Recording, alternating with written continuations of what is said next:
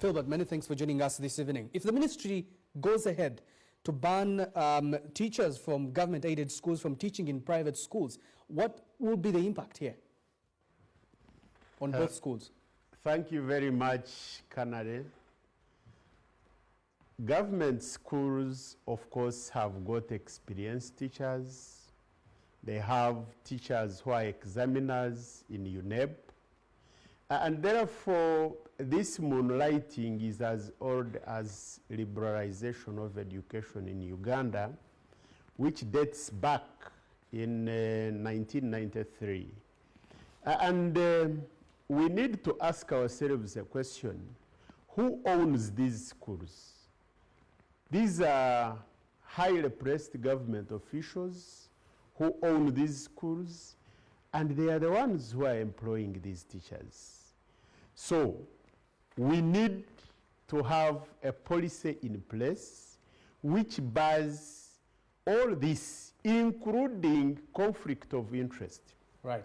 So that if you are having a school, a private school, then you must not be put in the position of responsibility in the Ministry of Education and Sports. Yeah, that's interesting. So it's like you're saying, most of the officials at the event yesterday in Chibudi, where the First Lady was speaking from, need to have a conversation within themselves. But there's a very big controversy here.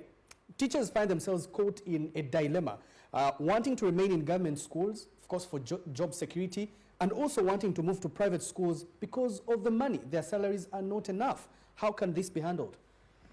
We only need to have government investing more in education, in public schools, so that the teachers stop looking here and there to make ends meet, so that the teachers are able to cater for basic needs, and then you will compel them to keep in public schools. Otherwise, if we don't address what is driving them, what is pushing them to go to these private schools and education institutions, then it is a complex kind of situation to address. Well, the thing is, teachers trained to be teachers, they go to the job market, eventually government schools take them on. Should it be that the highest bidder takes on whoever is on the job market?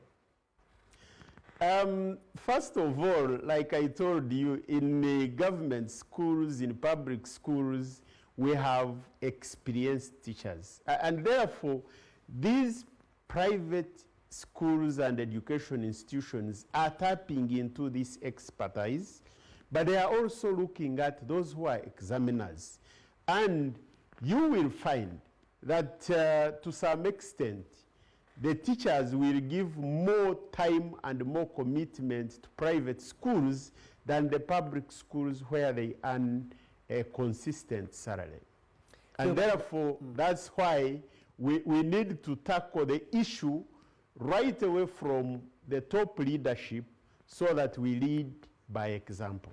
Thank you very much, Philbert Baguma, Secretary General, UNATU, Uganda National Teachers Association.